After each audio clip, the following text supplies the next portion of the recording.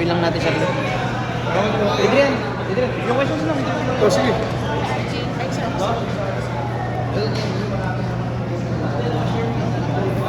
What's up, Adrian? Since nung talong conference opener, parang back-to-back wins na. Kumusta lang na nakukuha niyo na yung rhythm niyo? Una, siyempre, credit din talaga sa mga teammate ko and sa system ni Coach. Kami lang din naman yung magkakasama dito, so kailangan lang namin and sa UA yung mga pagkakamali namin, yung tama namin para sa game. Sabi niyo nga parang kayo lang. Pero ikaw kasi parang at least nung Phoenix game, tumataas yung assist numbers mo. Parang may conscious effort ba on your part na yun nga, mas more maging facilitator this time? Sumusunod lang din naman ako sa kung ano yung sistema ng mga coaches. So, every time na may chance na maibigay sa amin.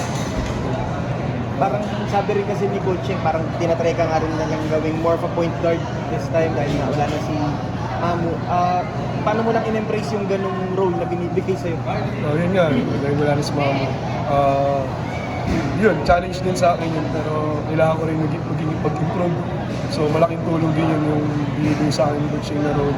So kailangan ko lang din gampanan, ginagawa ng trabaho rin. Ngayon bang tuto na kayo kahit paano nakakahinga na kayo ng maluwag kaysa naman down kayo dati na 0-2 tapos Oo naman, mas okay kasi syempre from 0-2 ngayon dito na kailangan namin yung momentum.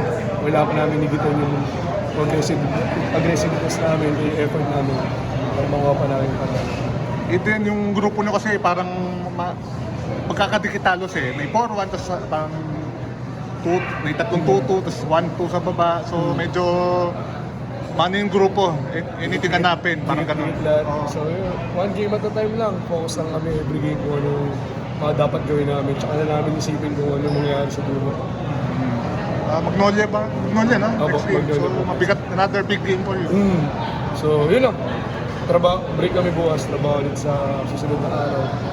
Trabahuan namin kung ano yung mga kailangan namin ayusin para sa Friday. Banat ulit.